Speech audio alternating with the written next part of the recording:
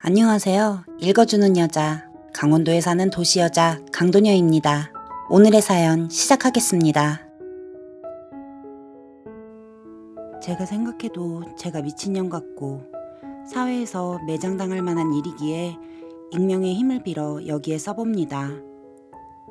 32. 첫 결혼 기념일을 보름 정도 앞둔 미친년입니다. 남편은 저와 동갑. 그런데 진짜 막장 드라마에나 나올 법한 그런 일이 있었습니다. 아니, 현재도 벌어지고 있네요. 남편을 만나기 전에 2살 연하의 남자친구와 5년가량을 만났었습니다. 전 25, 당시 남자친구는 막 전역한 23. 학교 후배였지만 어린 나이임에도 쌍꺼풀 없이 큰 눈에 저에 대한 진심과 어른스러움에 반해 깊게 만났습니다.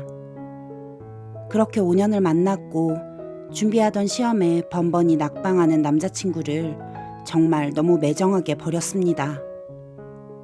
세상에 태어나서 처음 본 정말 아기같이 자지러지게 울며 잡는 그 남자를 버린 저는 나쁜 년입니다. 그리고 지금의 남편을 만나 6개월간의 짧은 연애 아닌 연애 끝에 결혼을 했는데 도대체 이게 무슨 날벼락일까요? 상견례 때 나온 남편의 동생이 제 20대의 절반을 함께 보냈던 그 남자일 줄이야. 저와 전 남자친구는 지방에 있는 대학교를 다니다가 만났는데 동네 사람이라 소개받은 남편의 동생이 차로 4시간 떨어진 곳에서 만났던 전 남자친구라니. 대학 얘기가 나왔을 때 내 동생도 거기 졸업했는데 너네 오며 가며 봤을 수도 있겠다 하며 했던 말을 흘려듣지 말았어야 했나 봅니다. 가시방석이 무엇인지 여실히 체감할 수 있었던 2시간이 지나고 각자 집으로 돌아온 뒤 얼마나 지났을까요? 문자 한 통이 왔습니다. 형수님, 잠시 통화 좀 할 수 있을까요? 심장이 터질 것 같았습니다.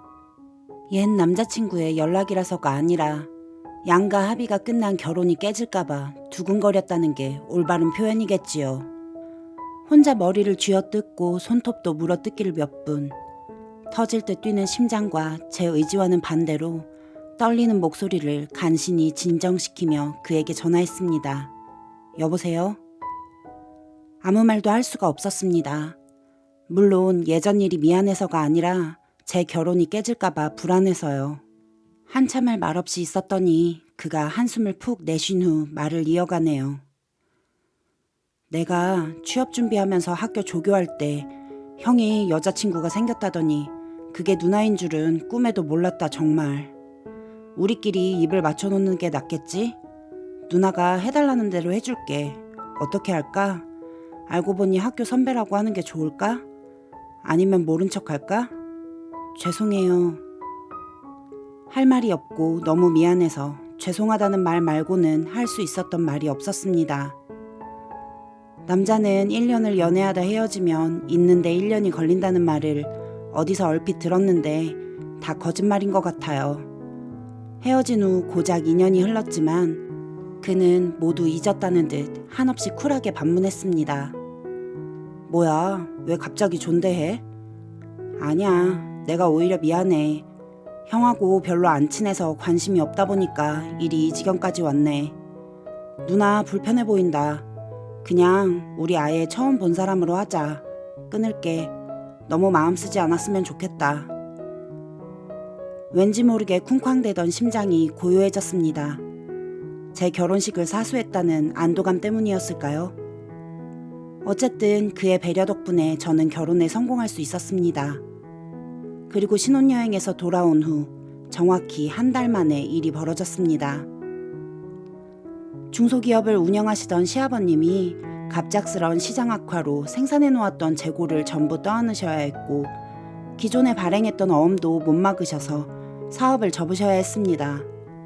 아버지가 신용불량자가 되는 건 못 보겠다며 집을 처분하고 도와드리자는 남편의 간곡한 부탁에 그와 한 집에서 사는 것이 너무도 껄끄러웠지만 응할 수밖에 없었고 매매 과정이 일사천리로 이루어져서 곧바로 시댁에 들어가 살게 됐습니다.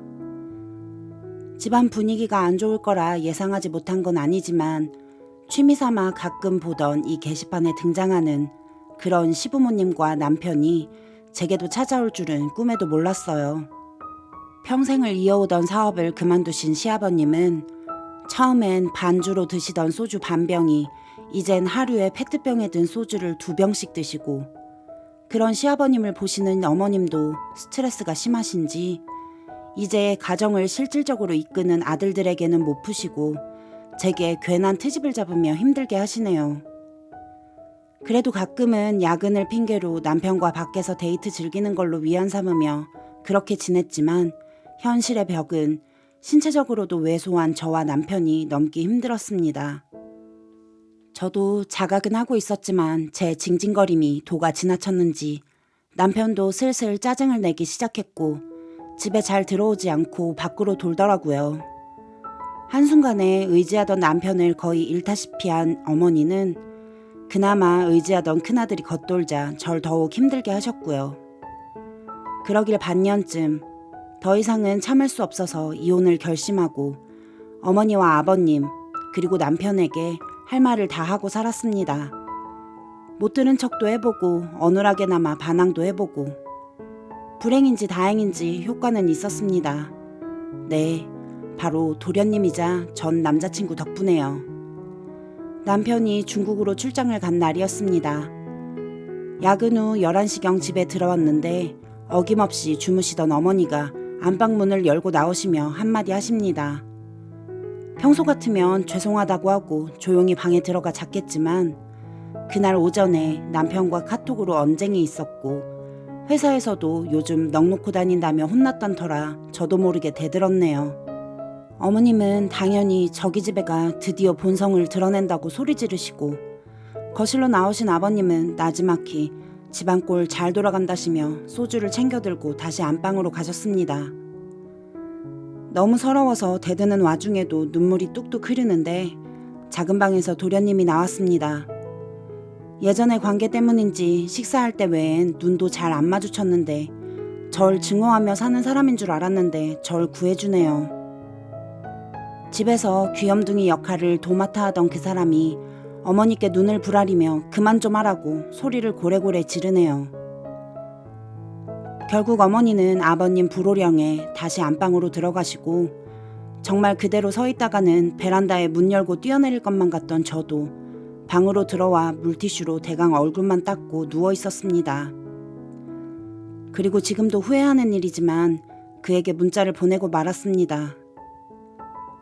고마워. 남편보다 도련님이 더 낫네.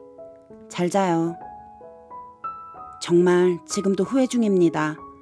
왜 이런 식으로 문자를 보냈는지.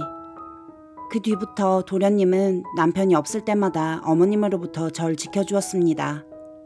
평소보다 1시간가량 늦게 퇴근할 때는 늘 제가 차려주는 밥 드시려고 기다리시던 시부모님을 설득해 외식을 한다던지 어머님이 잔소리를 하실 기미가 보이면 미리 선수를 쳐준다든지 하는 식으로요. 이러길 2달쯤 지났을 무렵입니다. 시부모님 결혼 기념일이었는데 남편은 그날도 출장이었습니다. 저 혼자 아버님과 어머님 선물을 사면서 고마운 그가 떠올라 지갑을 사서 선물했습니다. 그리고 그날 저녁 식사 후 집에 돌아오는 길에 그가 너스레를 떨더군요. 어머니 아버지는 두 분이 오붓하게 시간 보내시고 나는 형수님께 선물도 받았으니 젊은이들끼리 술 한잔 하고 들어가겠다고요. 어안이 벙벙했으나 의외로 시부모님이 흔쾌히 그러라고 하셔서 둘이 술을 먹게 됐습니다.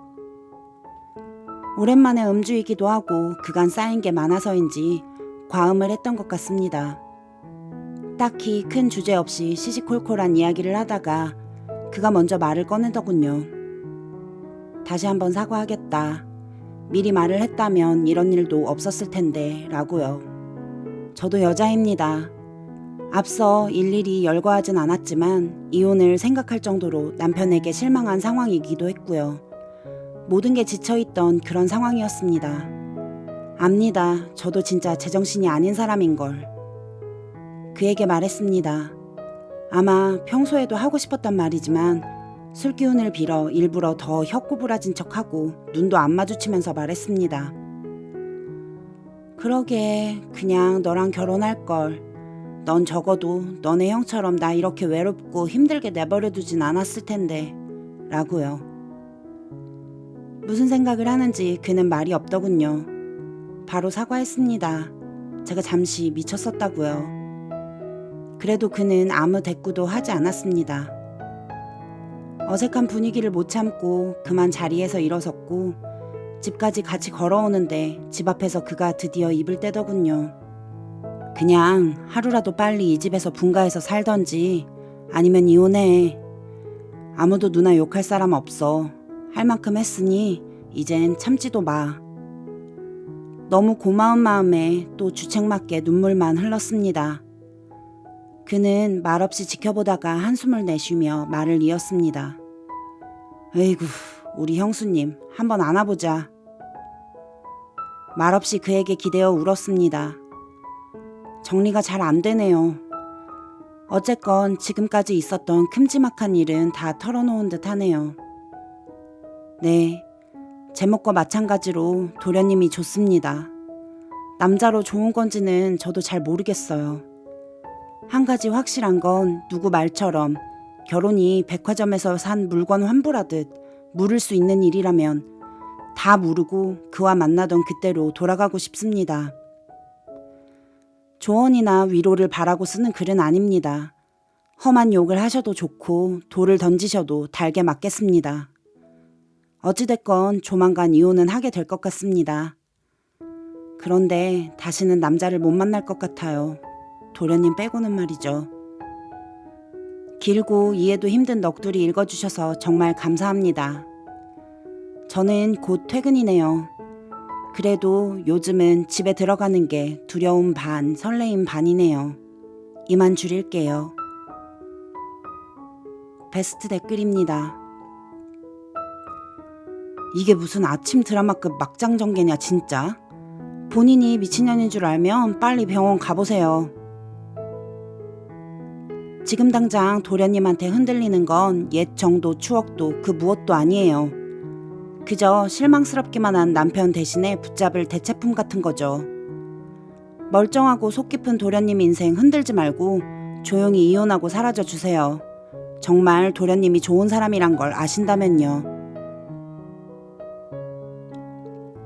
현명하게 대처한 좋은 사람 쥐고 흔들어 막장 구렁텅이에 빠뜨려서 형수 탐냄 미친놈 만들지 말고 정신 차리고 이혼하고 조용히 떠나세요. 좋은 사람 2번 상처 주는 몹쓸 짓 하지 말고요.